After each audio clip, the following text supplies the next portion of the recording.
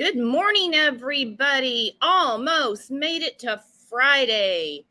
Whew, what a week. Hot, hot, hot. We've had a really busy week. Some days we've had 2 shows like today, so go ahead and set your reminder while we're getting set up because I'm going to be back here at noon with Michaela Jones's mother. Got a big update in that case. And this is our second show we have done about Dylan Rounds.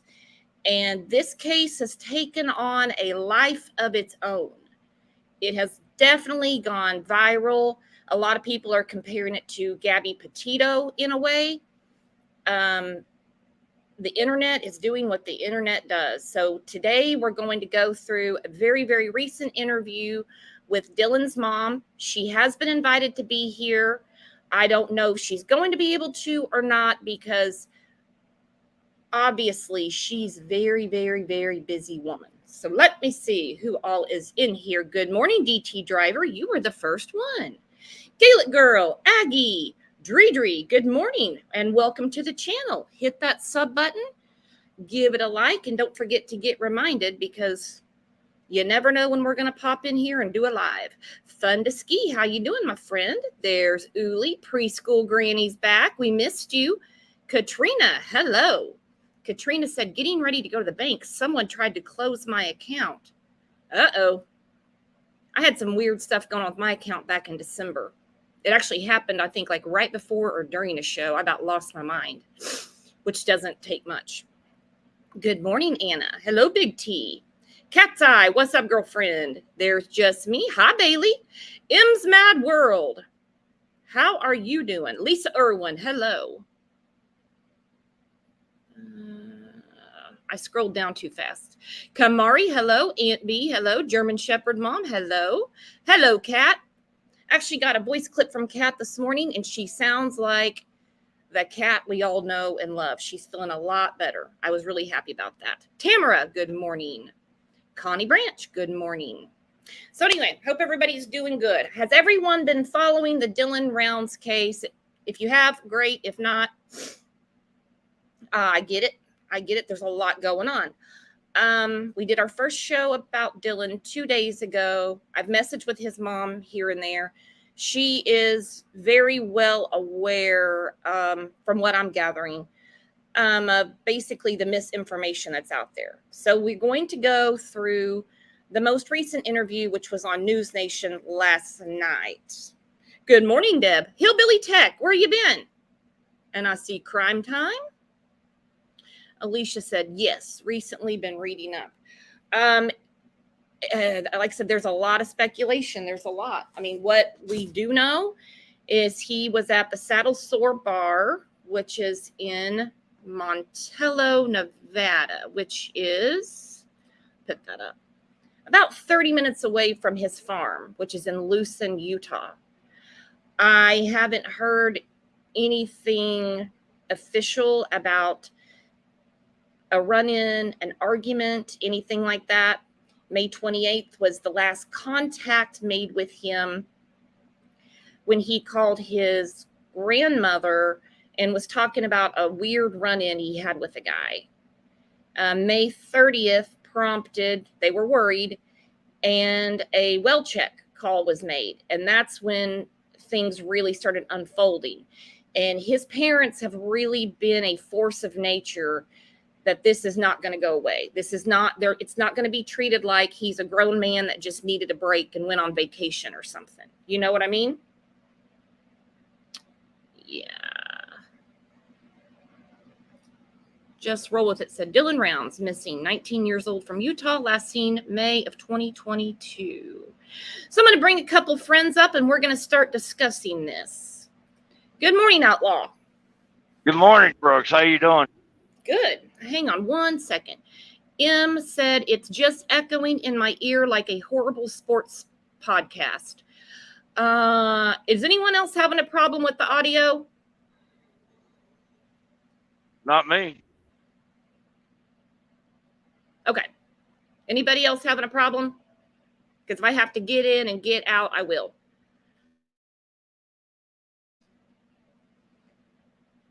Oh, never mind. M is being salty. M's being salty. That's okay, M. Good morning, Shannon. How are you? I'm good. How are you? And hello. Okay, Robot Shannon has visited us. No. Can you hear me now? Uh-huh.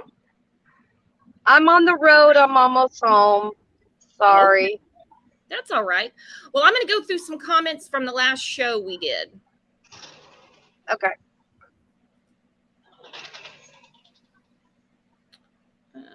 Here we go.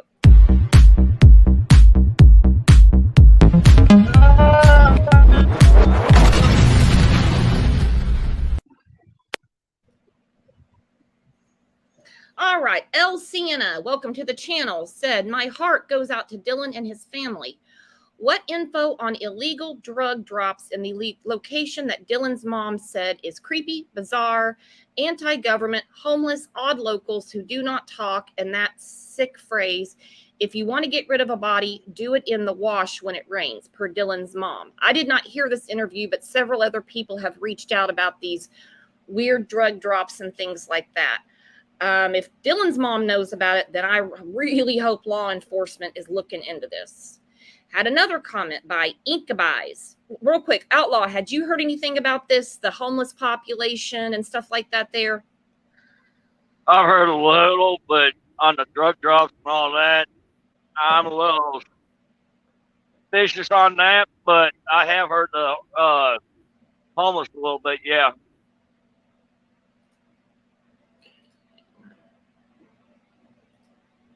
Hang on, I got to put the link up. M wants to come up and entertain us, I guess. All right.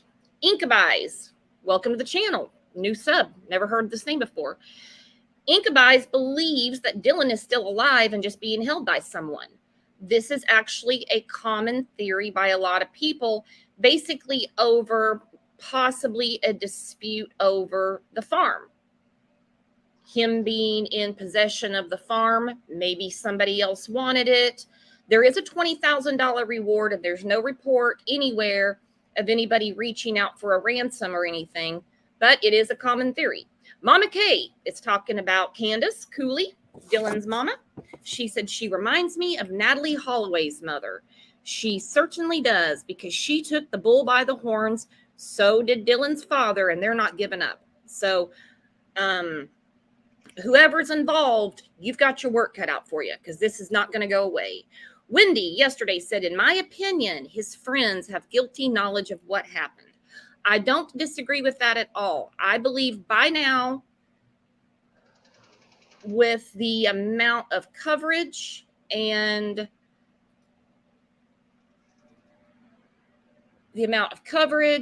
social media, chatter, speculation, and everything, somebody's talked. Somebody has talked to somebody. I mean, just at the place where the bar's at in Montello, there's only like 500 residents in that town for the last census. S, welcome S. S says, I think it's over money. That's another theory that is very popular. Do you have any thoughts on this, Outlaw? Yeah, there's a couple of theories that popped up. Yeah, it could be open money. There could be several things, but I have to check into it. But I haven't really done too much research on it. But I'm just going to stick to that. Right now, I think it is over money somehow or some way.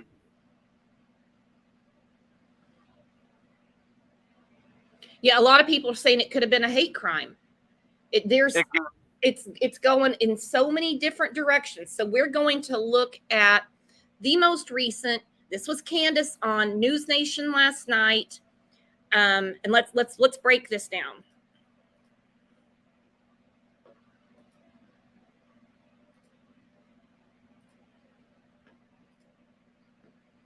And I really hope there's not an echo on the other end. I really hope not, because some clips, they're totally clear and some are echoey. I don't know what to do about that, but I will link her interview in the bio.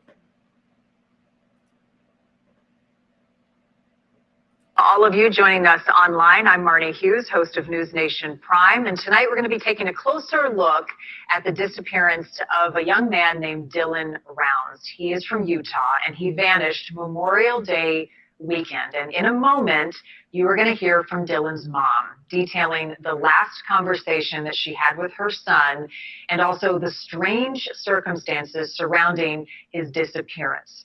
I'm also going to be talking with a private investigator about this case, so be ready with your questions that you might have as you watch this story, your comments as well. We want you to be part of the conversation.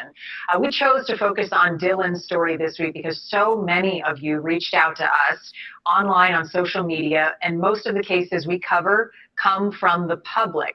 And since last fall, our team has traveled the country talking to families and law enforcement on these cases with a mission to bring these missing cases into the national spotlight. Here is a quick look at our series and some of the cases that we have covered. Tonight, your body clock is 3 time zones ahead, so you're up early. Goodness. Monday, May 30th, Memorial Day, when we figured out a couple people. And reporter Marcos Ortiz. And Marcos is going to be joining us live tonight with some additional information into this investigation of Dylan's disappearance and also his conversation with Dylan's mom. But first, here's a closer look at the case. This began on Monday, May 30th, Memorial Day, when we figured out a couple people. Nobody had heard from my son for a couple days. For the past year, this is where Dylan Rounds called home. It's along the Nevada-Utah border in Box Elder County. Dylan's mother said his dream was to start up his own farm, and this spring, he started from scratch. Dylan's, And that's one thing a lot of people have talked about. The farm, equipment, money. A man was recently fired.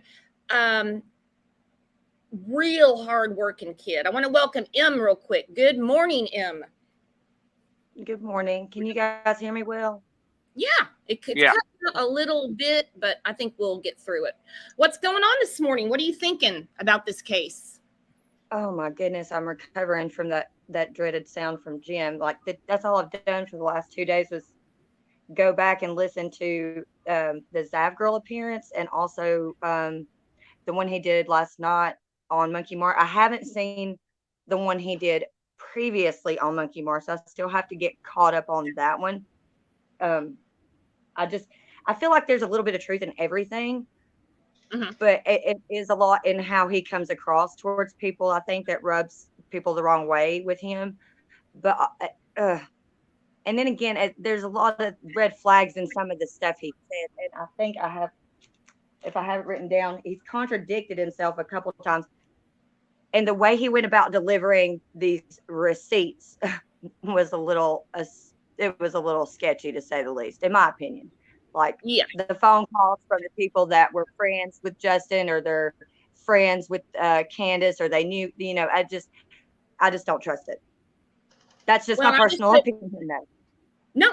And I just put up the flyer that was put out where the family says they are not working with this man at all. Yeah, and also I saw their East Idaho interview with Nate Eaton. I saw that last night, the one that Justin and Candace did together. They did not mention anything about the private investigator, good or bad. They just didn't even mention it. With good reason. That I saw. He's not working with them at all. And people are reaching out to him like crazy, trying to get him on panel and everything. But if the family doesn't want to hear from him, I just kind of steer away from it.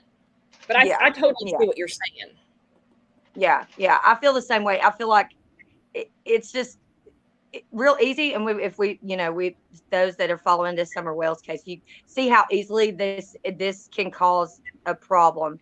This where there's no security for families that are going through this. And I understand that sometimes they are the ones that end up being the perpetrators, but I don't think that's the case with Dylan's case, for one.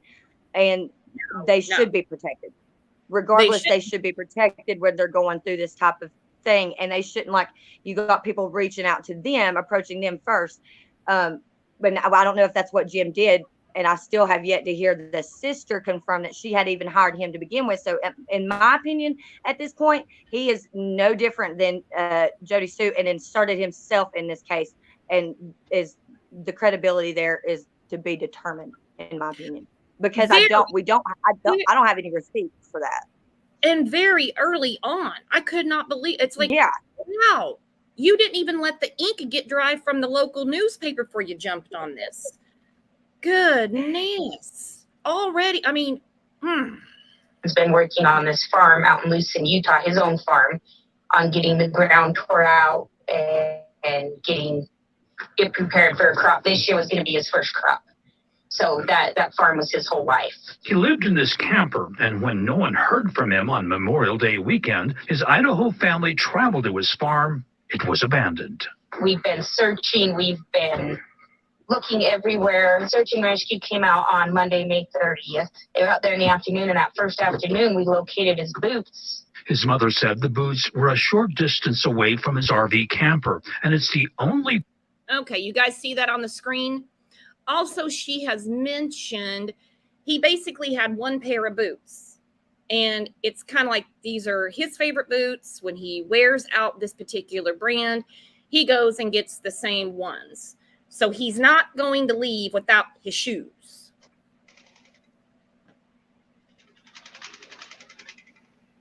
A pair he owns. At that point, it should have been treated as foul play. I mean, you just don't find somebody's boots in the desert that's missing.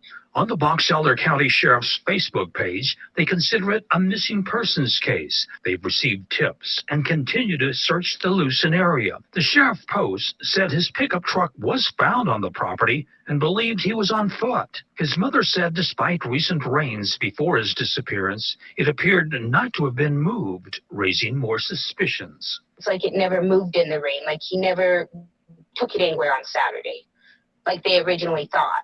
Wednesday, before he was last seen in the town of nearby Lucin, he told his mother of a man walking barefoot along the road. He said, "Mom, you'll never believe what happened to me. This guy jumped out of the desert. He was bloody. He didn't have shoes on. He wanted a ride. I didn't give him a ride." The family learned of the man, but she says he doesn't believe he's connected after talking with him. She's unsure if authorities feel likewise. Search and rescue units from both Box Elder County and nearby Nevada have continued to search the area, but there's still no sign of Dylan. I was so excited when I talked to him Thursday. He says, "Mom, my grain's growing. It's coming up. I'm going to get a crop this year." I just ecstatic, high on the world about it, and then just vanished. Nothing, not a trace. Straight Talk Wireless now has the new iPhone 13. Hey, cheer up, hon. This will be fun.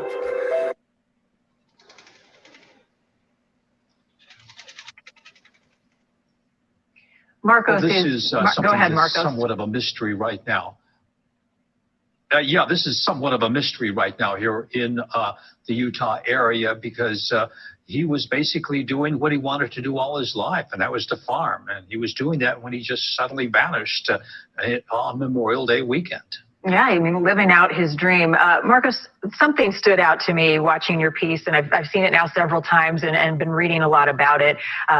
That mysterious man who was in the desert, covered in blood, that at one point Dylan ran into. Mom says they don't believe he's the suspect, a person of interest. What are police saying about that person? And has that person shed any light on this case, on his whereabouts, and what he may have seen? Well, Marty, he was actually booked into jail and questioned about that very same thing. But before that, he volunteered a phone call to the mother of Dylan and basically said that I have not seen him. I don't know anything about him. He was not in the area. And according to his mom, she basically cleared him. What police are saying about it, they're not saying anything about it. But of course, he had a warrant for his arrest in Montana. That's why he was originally booked in jail. But as far as Dylan's mother, she doesn't believe he had anything to do with it. Got it. I want to welcome people online to jump into the conversation. If you have any questions or comments, make sure you post them below. That is just so weird to me.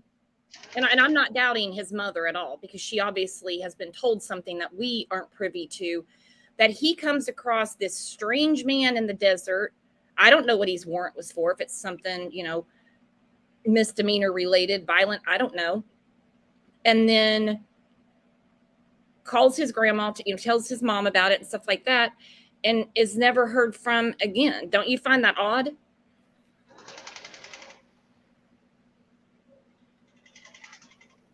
Yeah, I find that odd. But if he's cleared, he's cleared. What do you think about that, Em?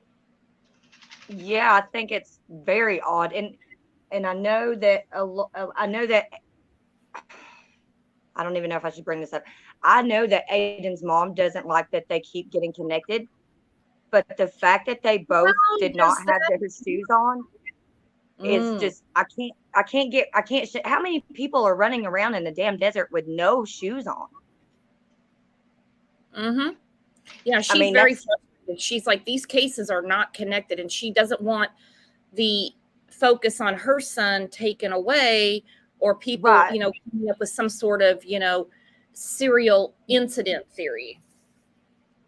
Maybe there is something with Dylan that we're missing with his mental health, though, that that we should be looking. I mean, it's hard for me to believe that you're living out there in basically like solitary, and you don't have a little bit of some sort of like mental health issues going on, because why would you want to isolate yourself? And then the isolation itself can cause mental issues and cause depression for sure. So I wonder. I don't think he was so much isolated, because they only waited basically a day and a half, really, if you look at it, to do a well check visit, because they did hear from him so much.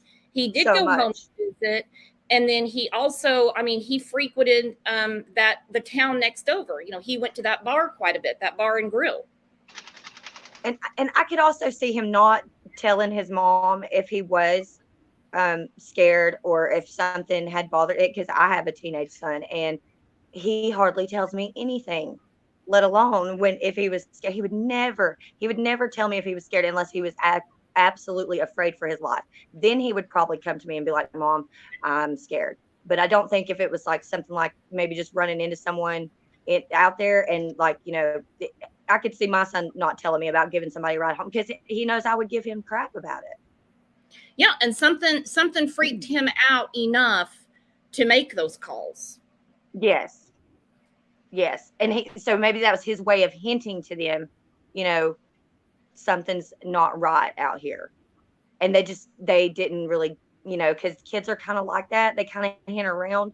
Because I have an adult daughter, and then I have a son that's a teenager, and I have grandkids as well. So like I'm able to read my daughter way better now than I was when she was a teenager. And it gives me a little bit more insight on things with my son when maybe he's not so forthcoming, and I try to like figure out other ways to get the information out of him. So maybe that's kind of what it is like he was hinting to them that something was wrong without coming out and saying it. And because, he is, he's a teenager, he's obviously changing all the time, just like we do as adults. And the older we get a little bit more wiser about these things. So maybe they just didn't pick up on it as that, but they obviously knew something was wrong because he's so routine. He's so routine. And it's been said over and over and over, that farm was his life.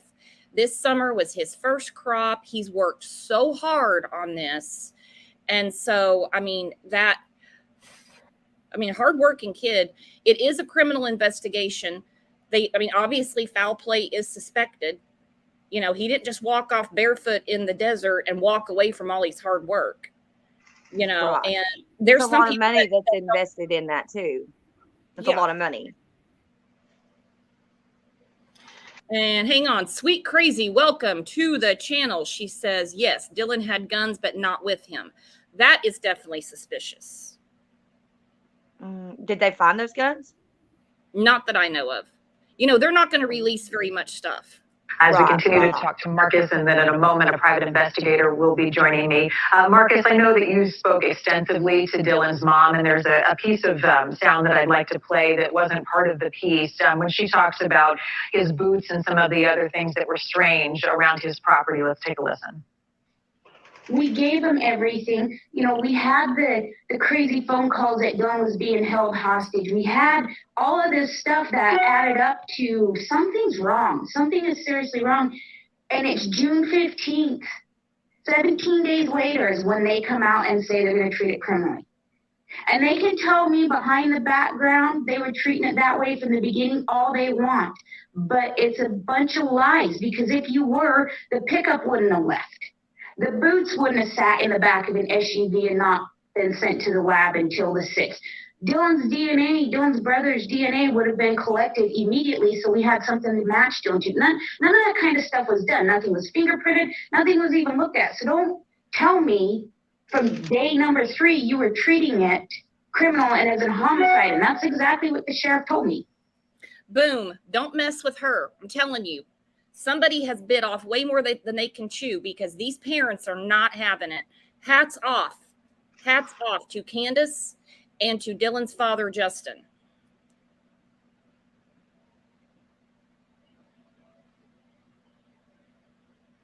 Oh, Melissa. Melissa said they're going to find a lot.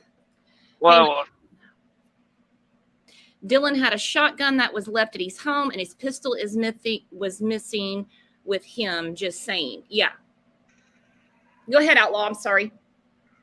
no, earlier when I was getting ready to, didn't want to interrupt you ladies, but you got to look at the young man. I mean, there is a lot of kids a lot of younger teens want to go out there and build a business and learn the financial side, and they wanted to get motivation and do things.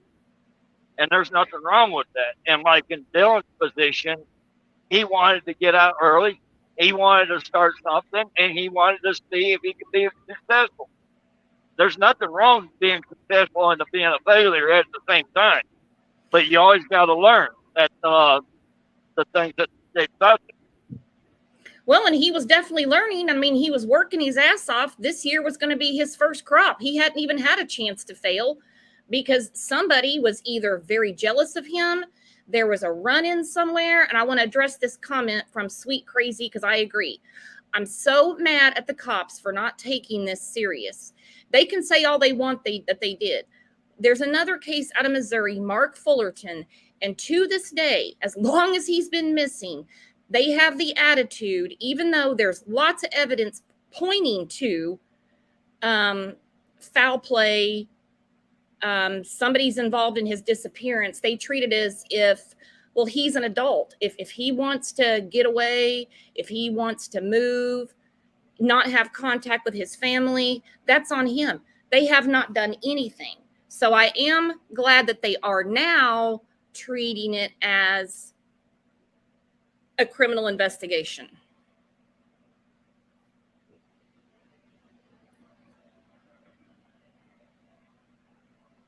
Yep, especially when they found blood in the boots. And I hope that's getting tested with the quickness. Fingerprints off the truck. I mean, everything. Was somebody in the camper? Did somebody, I mean, you know, there's a lot of stuff that they're going to have to look at. Your shipping manager left to find himself, leaving you lost. You need to hire. I need Indeed. So obviously, Marcos, the mom is pretty frustrated that all of this time has passed. Can you elaborate a little bit more on her concerns and the communication going on between her and law enforcement to find Dylan? Well, you know, right after Memorial Day weekend, when they actually went to that area, to his farm, they went there. Everything was gone. He was abandoned. They couldn't find his wallet. They couldn't find his cell phone, and they didn't think the picture was right. They were worried right from the very outset. They tried to convince the law enforcement in Box Elder County that this is more than just a missing person. They labeled it a missing person at the very beginning, but she says that their search was lukewarm. They came out, they had a look-see, things of that nature, but there was no active investigation going on. As you said there in that, as she said there in that soundbite, it was a couple of weeks later when they finally labeled it a criminal investigation. But she says, you know, that was like 14 days later, 14 days lost during that time when they didn't take it seriously, according to this mother. What was the deciding factor, Marcos, for investigators to label it criminal potentially? Boy, I asked that to the mother as well, too, and she didn't have an answer to that, but she believes that it's the attention from the media that is reported on that here, both in Salt Lake City as well as Nevada and Idaho, I should point out, because the family is from Idaho. It's all that media attention that is putting pressure on law enforcement, and she believes that that's the reason why, they're starting to take this more seriously. And I couldn't agree more. Tiny little town, they have the attitude, well, he'll show back up. I mean, he is 19, right? That type of thing. But then suddenly it takes on a life of its own, like I said in the beginning of the show, and they got to do something. And they are now. I'm sure she is very frustrated. Hang on one second. I got to read this comment. Melissa, she said, I've been following this greatly with people helping fly helicopters and drone footage. I've studied the drone footage myself from drone footage people are doing. A lot of weird things out there. Melissa, I put the link up. Grab it. I'd love to talk to you about what you've seen. I'll put it up again. Heavy D did a great job too. You're right, Lisa.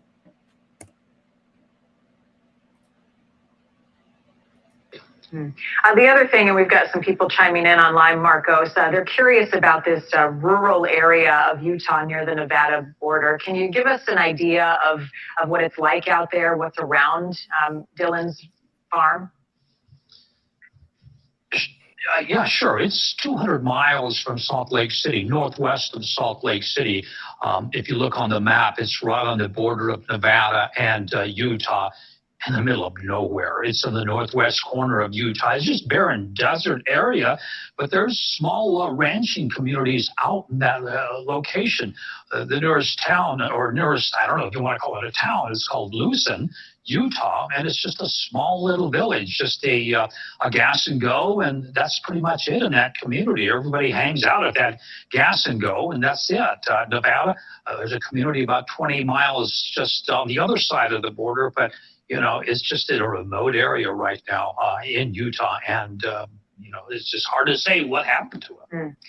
And I'm glad that he brought that up so people get an idea. Very rural, very desolate, very way out of the way. So this obviously isn't any kind of big city crime. This is somebody that knew him, possibly had a grudge, like I said, a run-in with someone. I still think it's really weird that he runs into this guy, creeped him out enough to repeat it to other people, and then no contact from him after that. None.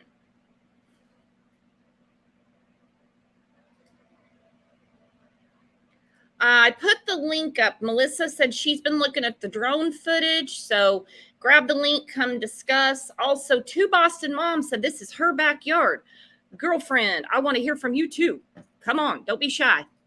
Finally, Marcos, I want to play another clip from your interview with Mom, and it really focuses on Dylan, who he is, his dreams, his future, his plans for that remote area of Utah. Take a listen. I mean, he dropped out.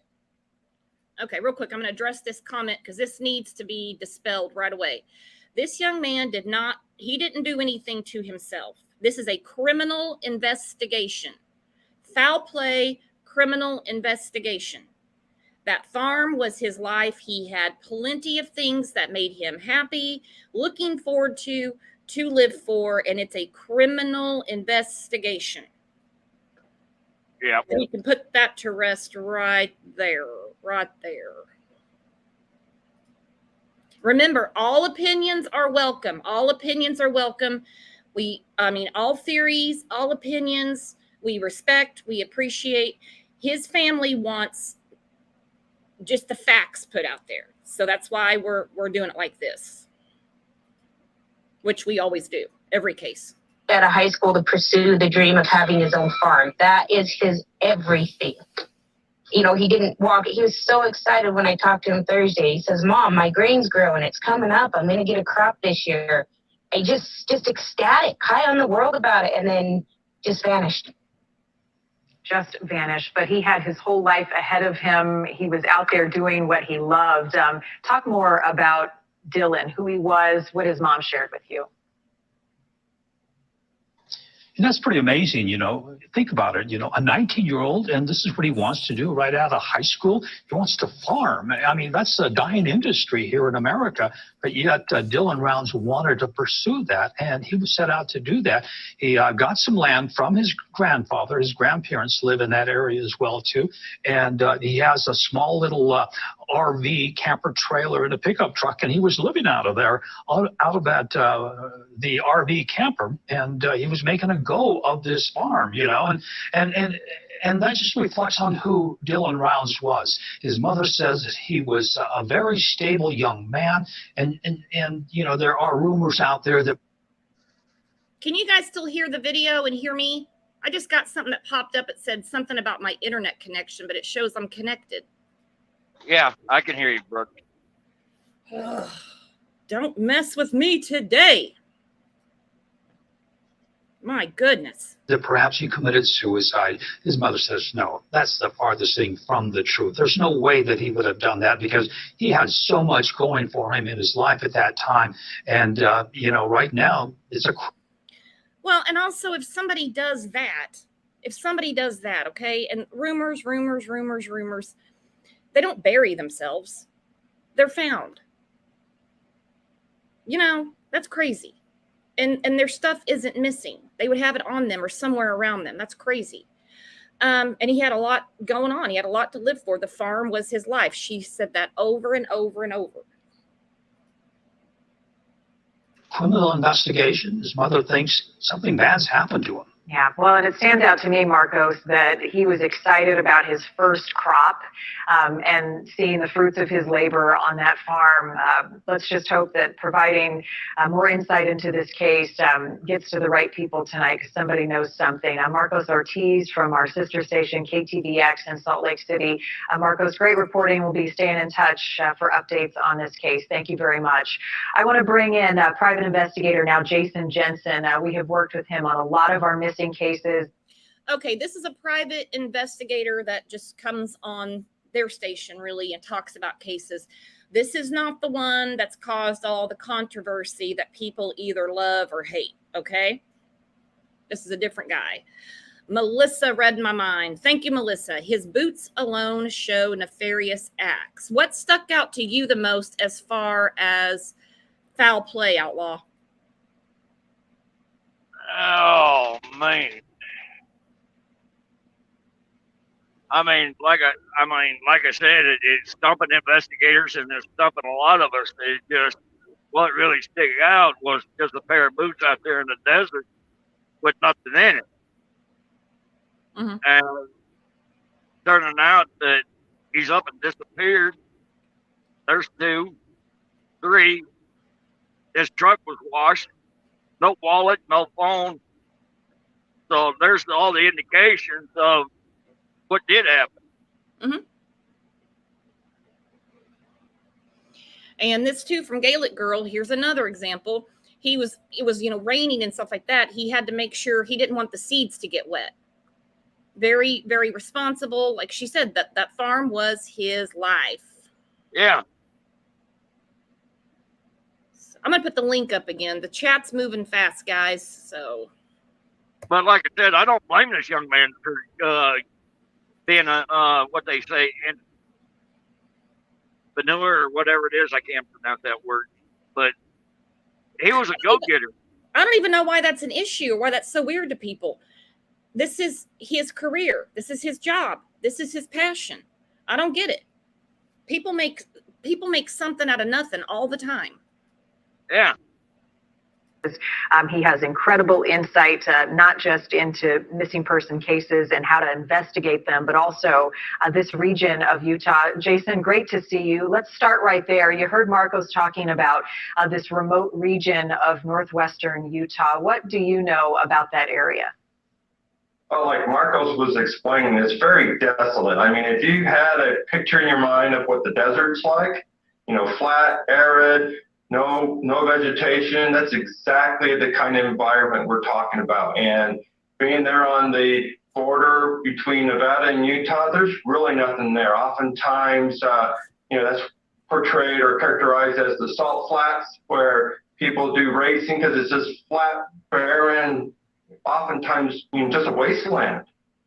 Jason, I want to play a little bit more of Marcos's interview with Dylan's mom, in particular talking about some of what is now evidence in this case of a criminal investigation, some of the things that stood out to her early on when her son went missing, and then I'll get your thoughts. Sure. We started noticing things that were just off. Dylan's pickup, it rained a whole bunch in the desert that week, or that weekend, Saturday particularly. There was no tracks, there was no pickup tracks, there was no boot tracks, there was nothing. It's like nobody had been around there at all. If Dylan would have been around that day, around his pickup truck, around his camp trailer, there would have been prints. And then because of the mud, and then the pickup had left no tracks, no trace. Okay, hang on. I got to hear this again. Hang on. And then I'll get your thoughts. Sure. We started noticing things that were just off. Dylan's pickup, it rained a whole bunch in the desert that week, or that weekend, Saturday particularly. There was no tracks, there was no pickup tracks, there was no boot tracks, there was nothing. It's like nobody had been around there at all. If Dylan would have been around that day, around his pickup truck, around his camp trailer, there would have been prints. And then because of the mud, and then the pickup had left no tracks. No trace of it being in the mud. It's been pressure washed clean. The tires are clean. There's no way if he was out doing what he was doing, he would have a clean pickup. It's like it never moved in the rain. Like he never took it anywhere on Saturday, like they originally thought. What stands out to you, Jason, about what the mom is sharing and what she saw out there? Well, a lot sticks out to me. We discussed this same thing on the show a couple of days ago. No tracks. I don't know if I missed it or not, but I did put it up in chat. The seat was moved all the way up. Dylan is a tall guy. Yeah. He wouldn't have the seat moved all the way up. Somebody else obviously drove that truck. I'm sure they're in the process of lifting prints from that truck. I hope it wasn't power washed on the inside too. No one has said that, and I'm not saying that's what happened. I said I hope it wasn't, because that's going to tell them a lot. Yeah, well, if they find anything. Well, they're going to find a lot of fingerprints for sure. Robin said, washing that truck, person might have thought people would know which area it was in by the type of dirt. Interesting. Who would take time to wash the truck? That is true. Mom said inside still dusty and dirty. Okay. All right. So nothing inside was cleaned.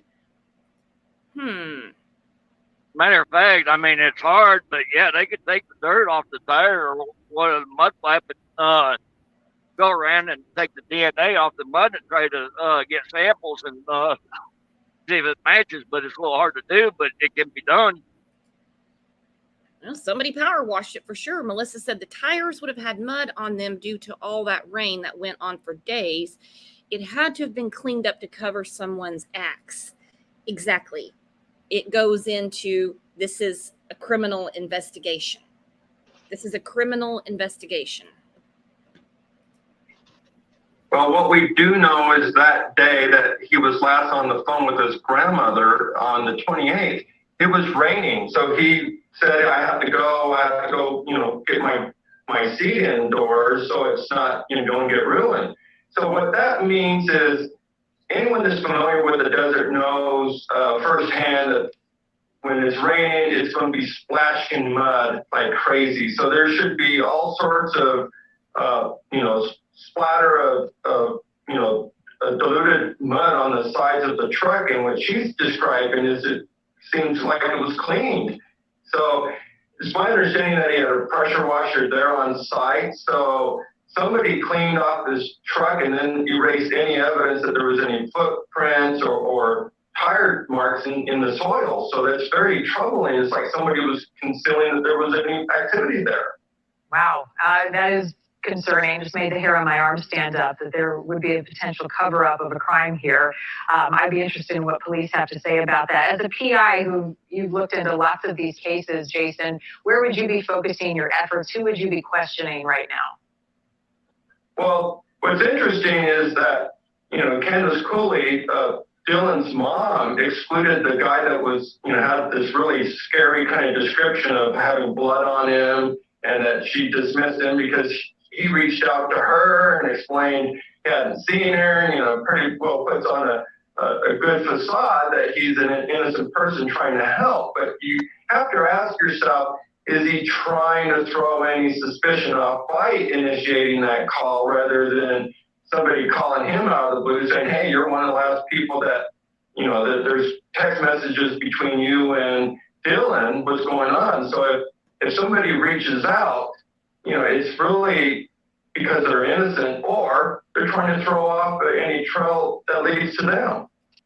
Oh, good point. Good point.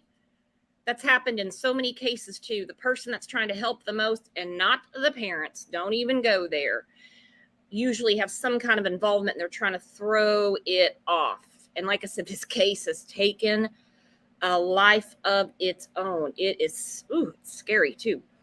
I'm Just Me said because the seed was in the back of his truck and it was about to rain, he wanted it in the garage before the rain. So that makes sense. No, not wanting the seed to get rained on, but then if it was put in the garage, obviously, looking at the picture, it wasn't found in the garage. Obviously, that confuses me. The fact he doesn't have his boots on, I don't think he was walking around outside without his boots on. Makes me sound like he was approached inside the camper. Unless to throw them off, somebody took his boots off and placed them in these two areas. Or grabbed him out of the camper and placed him there. They didn't just land there.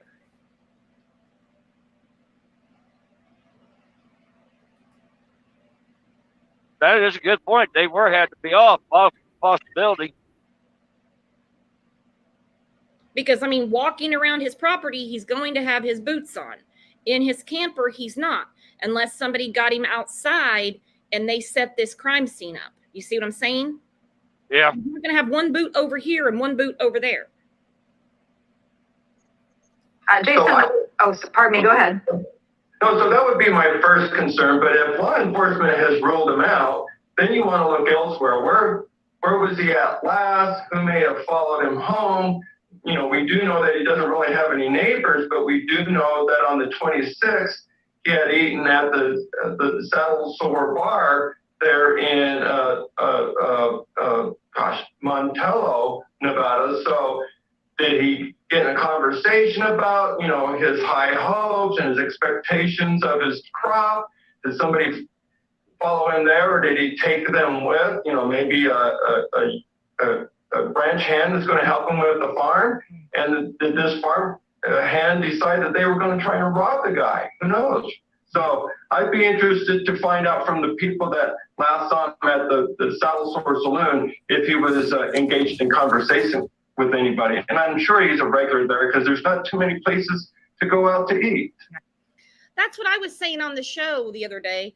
I'm guessing that they've already been to that bar many, many times. That was my question too. Was he socializing with anybody there? Just talking to the people that worked there? It's a really small community. When I looked it up, it was like 500 people in Montello, Nevada. It's just right there on the border. Was there a conversation about money, the farm? People were aware that he was out there by himself. I can't get that out of my head. And I can't get, also the strange occurrence of the 28th. Also, I had a comment up a second ago. I didn't know this. It said the last ping on his phone was it at 3 or after 3 on the 28th? Does anybody know? Don't know, but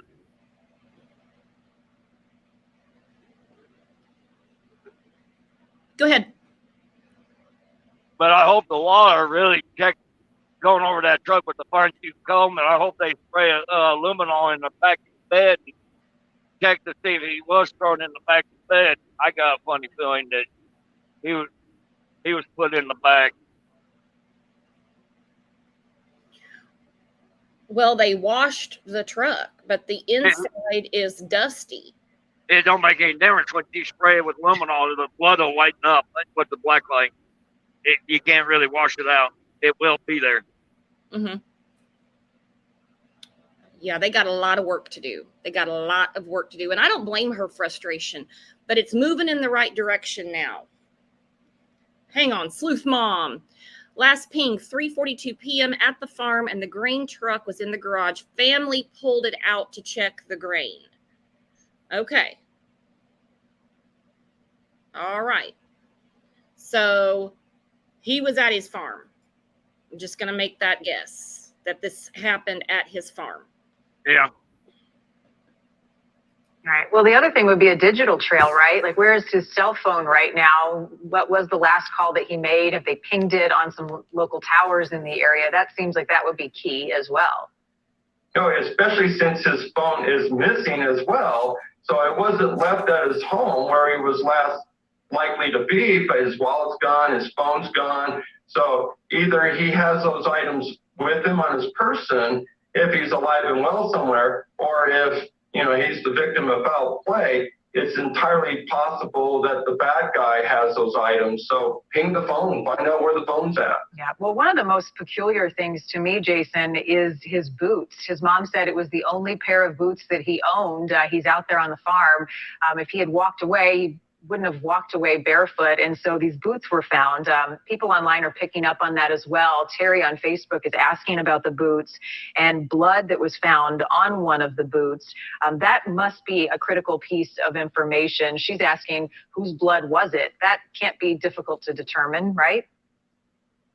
It wouldn't be, but what we don't know yet is if indeed it is blood. It could be a stain of some kind. It could be animal blood. It could be, since this is his only pair of boots, it could be a number of different things occurring at any particular time as long as he's on these particular boots. So from what we know from Candace is he gets this same brand. He only has one pair each time. He wears them out. He gets the same brand next time. So.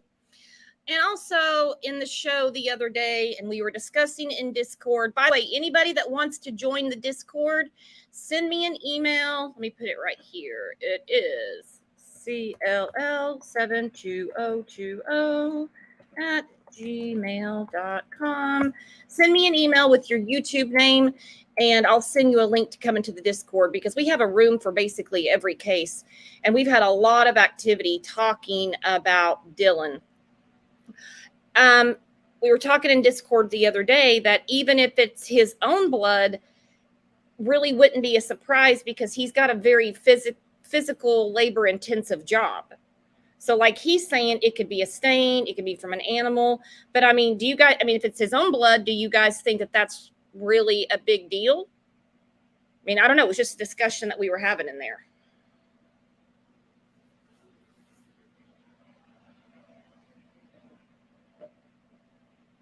Outlaw, did I lose you?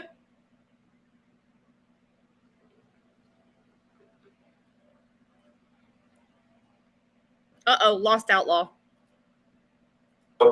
If this is his only pair of boots, why are they left at his home? If his wallet's gone and he's gone, and why would he take off without his boots? So that seems to be a clue that he's a victim of some kind of foul play, because why would his truck be there, his wallet and his phone be gone, but not his person not be there? So that's a little strange. None of it adds up. Jason, walk us through how a team of investigators from different law enforcement departments will work together on a case like this to kind of comb the area, because it is such a wide and desolate area. You've got the sheriff's department in Box Elder County. You've got local authorities. Now we're hearing the FBI is involved. How do they handle an investigation like this and conduct a search? Well, typically what happens in this scenario, especially, specific to Dylan's situation, is since he resides on the border, you got on the east side, the Utah law enforcement, which is the Box Elder County Sheriff's Office, and then on the Nevada side, you got the Elko County Sheriff's Office. They're both there as boots on the ground. If there's any reason to follow up or do interviews, That's what they're there for. And then now, thank goodness the FBI is involved, because now they have all that digital resources available to them where they can access tower data and find out, where the phone was last used for texting or for a phone call. Where did it last register geographically on a tower to show its last location? Okay, yeah, he said the FBI is involved. Very happy to hear that. Erica said just his wallet, phone, and keys are missing, along with a gun. And this is really interesting. I never thought about this. Nothing stolen from his trailer, they said. Now, I mean, except for his personal belongings that are gone. But Melissa said, I sent an email for Discord. Hello, Shannon. Do we have robot Shannon or regular Shannon?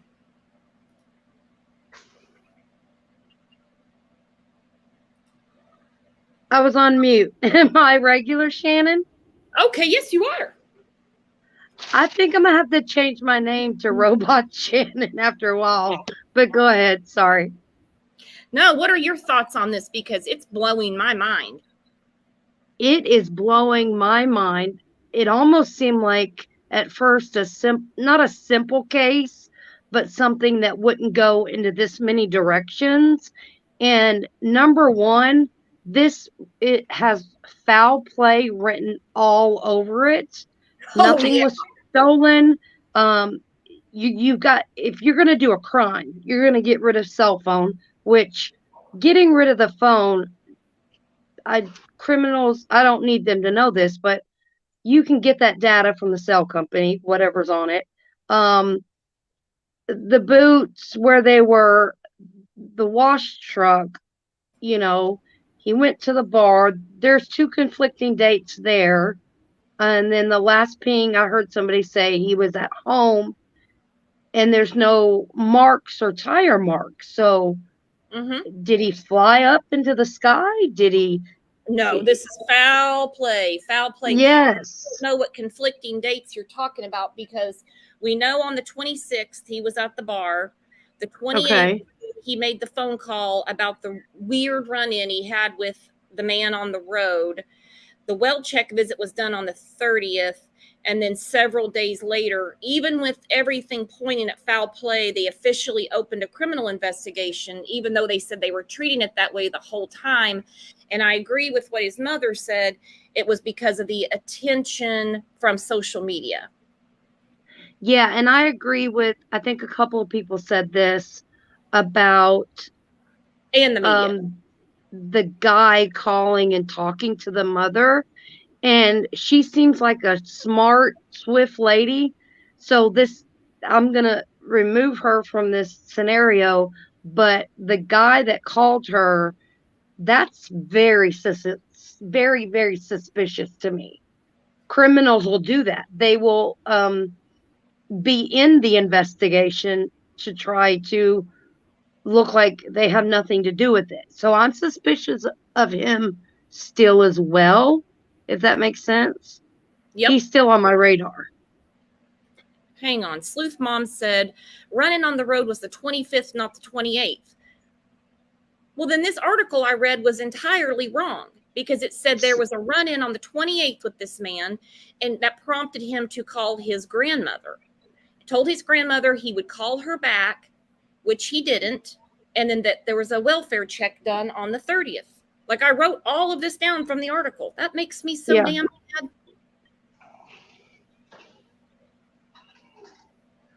But no, go ahead. I agree with you. Yeah, he's still on my radar. He very much, and to reach out and want to call her, he's just, like I said, he's still on my radar. He's not off my list. Well, and also, that is a little. Go ahead, Outlaw. Of him calling his mom and all that, and all that, and everything, and of the case. Yeah, that's a little suspicious there. Yeah. And I agree with Sleuth Mom. There is so much misinformation out there.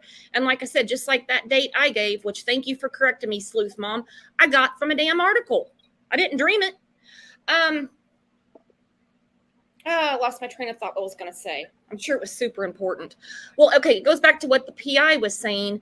When somebody reaches out to help, okay, like the phone call made to her, it could be to throw off the investigation.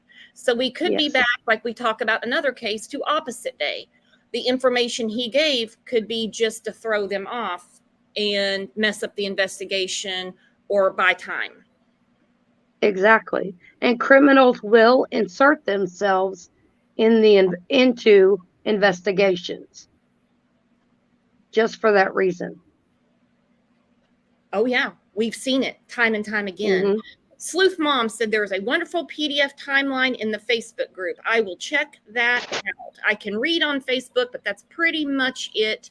I have been restricted by Zuckerberg until Saturday over a meme I shared in 2019 that I shared from Facebook. Make it make sense. It doesn't. It doesn't. That's going to become instrumental, and oftentimes they'll just refer that data to one law enforcement or the other to go out and check out, and do a search in those areas. Mm-hmm. We've got another question coming in from Tommy online, and he's asking about credit card activity, any activity on his bank accounts. How would investigating that element, if he is on the run somewhere, using those types of things, going to a gas station, if anyone had picked him up, how would they investigate those possibilities? And that's another useful tool for the FBI. Frequently, other than the digital evidence, they also look for any bank activity. If he's alive and well, and he's, like, say he's down in Las Vegas hooping it up and he's using his debit card, they would know that just simply by accessing his financial institution records and seeing that he's active. Otherwise, they will take the trail of his last activities as a starting point. It's like, oh, it looks like he purchased gas in Montello. So, it is at the same time frame that while he was there at the South Shore bar, that will kind of give him an idea that, okay, he gassed up. So then you might want to go check out his truck to see if it had a full tank. And if it didn't, that means the truck was driven for an extensive period of time since the last gas up, or the card was used to gas up a different vehicle. Before I let you go, Jason, time in these cases feels like it just slinks along, and I can't imagine the anguish that a family feels as another day ticks by and they've had no word from their son. In this case, it's Dylan. As you cover these missing person cases, how critical are the early days in something like this? I mean, now it's been almost 4 weeks since Dylan went missing. Yeah, I mean, it's really critical to trying to find anyone that's missing right off the cuff, because let's say it is an accident. Let's say that he, has a health issue that needs to be attended to. Speaking of Dylan specifically, he's got no boots on. He's wandering the desert. He's going to dehydrate, and that's the cause of death in just a few days. So you'd want to find him right away and, get him that medical attention that he may be needing. But even if that's not the situation here, let's say he was abducted. Well, he's speculating a little bit. He didn't go off on any sojourn in the desert and he's laying right. out. He's speculating a little bit. I wish he wouldn't have done that. I like the guy. He's got great points, and I think he can really help this family. They're in touch with NewsNation. Especially, it's a criminal investigation. Taking a walk in the desert is not a criminal investigation. Harming yourself is not a criminal investigation. They suspect foul play.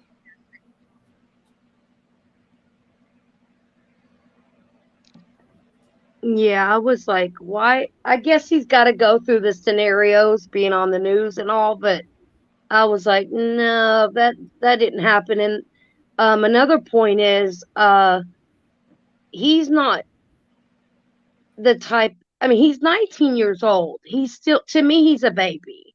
He's fresh out on his own. He makes regular phone calls to his mom and grandma. So right there, yeah, several people. there's your first red flag, and then the other evidence that I spoke of earlier. So I'm glad that they are involved now, but and the first 48, as we all know, are the most important, the first 48 hours, and we're 4 weeks out. Yeah, and I agree. Good. He's a baby to me too. Being hardworking kid. I mean, I keep thinking about his mom saying how excited he was about this crop. This farm was his life and all this stuff. I mean, this is crazy. Melissa said EquiSearch has stepped in. That's wonderful.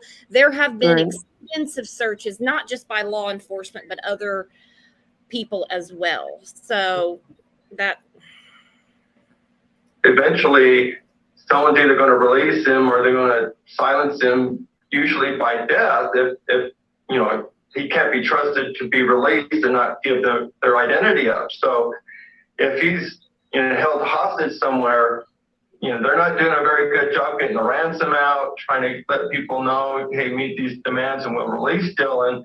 So that doesn't seem to be the likely scenario either. So where's Dylan, and when are we going to find him? That's really critical, and we're just seeing. See, and that's another thing. Okay, so with all eyes on this case, talked about Dateline, NewsNation, East Idaho News, all over social media. If that's the case and he's been abducted for ransom, it's going to be hard for anyone to reach out because of all the attention. Right. And I was thinking too, when you're young and he frequent that bar quite a bit, you talk a lot. And I wondered if he might have said too much about he's out there alone, no family, starting his crops. So he might have, not that I'm not blaming the victim, so I don't want it to come across that way. But when you're young, you talk a lot, and the wrong person might have heard his situation and gotten some information that he was alone, basically. That thought crossed my mind. He had some money on him. I don't know. I mean, his is gone, but there's no bank account activity at all. And I don't think so. I think that boy's a lot smarter than you think, than what he presents. I hope so. I don't think he would do that. So you don't think he's the type to go? I mean, I really don't either. To go to the bar and tell all his business. I get that vibe too. Yeah, not necessarily for money, but you know what I mean. That this kid's alone. You know what I'm saying? No, not really. I mean, what are you saying the motive would be? Just him being alone? No, I don't really have a motive, but he just might have ran into, or somebody might have heard, hey, I'm out here doing this, and you kind of brag about what he's doing and stuff like that. As far as motive, I haven't got there yet. I'm leaning towards it's got to be someone he knew, maybe even the creepy dude, but I don't know how the creepy dude, like Robin pointed out, somebody knew about the pressure washer. Yeah. Yeah. Somebody That's knows true. the area. It's not like you can just Google the camper address. I mean, he was out there farming. Right. Somebody knew the location, and they knew about the pressure washer. I'm still thinking it's got to be one of an ex-employee or ex-worker or somebody that knows him well and had a beef with him. Or or somebody he met out there and became friends with, or like you said, who worked with them, had beef with them. I'm on that too. Yeah. And with it being so remote and not many people around, it seems like the list would be short of people they could talk to. But with the crazy train that's also known as the internet, more and more and more theories and stuff are coming up.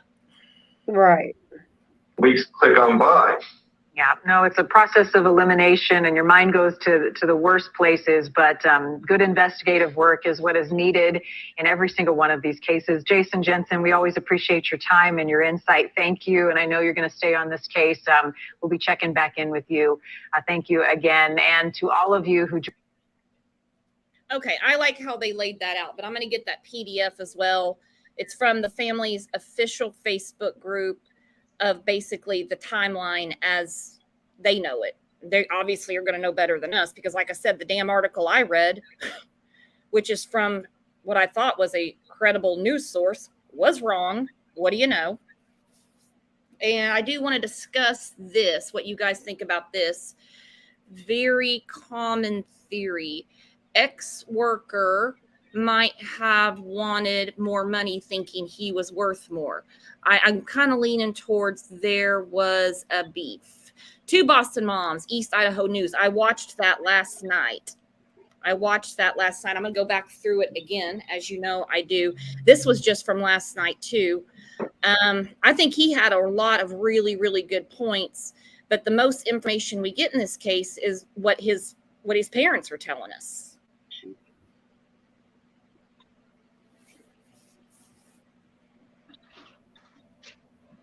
Yeah, I agree on that. What was that last part you said, Brooks? I'm sorry. I said the most information we're getting, and obviously the most credible, is what his parents are putting out there. You know, they're fighting like hell to find their son, and they've been very, very transparent. You're not going to scare these people off. You're not. No, and that's the information that I'm taking and who they're working with, and I love this mom, and whoever or whomever has done something, watch out, because this mom is not going anywhere. Nope. She's gonna mow you over one. That's right. Once she finds you. And I'd be the same way. Yep. There is his missing persons flyer. I'm going to put it in the Discord in a second too. There's a $20,000 reward, and to quote his father, that $20,000 is burning a hole in his pocket. They want answers, and they want answers now. So do all of we. So do all of us. Yep, Dylan's mom is a powerhouse. I feel so bad for his mom and dad. I wonder if it's even really hit them yet, because they've been so active and so vocal about getting their son back. Probably not, because right now they're fighting. They're in fight mode, question mode, but maybe at night when things settle down, unfortunately, that's probably when a lot of this sinks in. And God, that just breaks my heart, because I just, all these cases, I cannot imagine having a missing child and not knowing anything. And not only that, you're fighting the law for answers and the people around you that try to get the truth. And right now, you're just at stalemate until the answers come out to what you need to know. Right. I'll be frank said, check your email. I checked it. It's blank. It says timeline and it's blank. Are you messing with my brain? Doesn't take much. And I agree. I mean, I don't like to come on here and rag on law enforcement. You know, whatever they say was going on behind the scenes, all right. But, his mother's not satisfied with it. So, she's thinking that a lot more should have been done very, very early on. But they're doing it. I agree. Go back. They're doing it now. And so keep sharing the missing poster. We're not going to stop talking about this case. His parents certainly aren't going away. So like I said, whoever thought they had an axe to grind, you better get ready, because that axe is getting ready to grind your ass. So Outlaw, thank you very much for coming on panel. Shannon, thank you very much for coming up. Thank you, Em. Thank you, Em, for coming up and talking to us. Guys, next time, grab the link, come up. You guys had a lot of interesting comments, theories. I especially want to hear about this drone footage, people that are local to the area. I saw we had a few in here. I'd love to talk to you. Don't be shy. We don't bite. So come back here at noon. We have updates on the Michaela Jones case with her mother, Stacy. And I saw a few people talking about Discord. Send me an email. It's in the About tab, and I also put it in the chat. I'll send you a link, and you can come in and chat with us.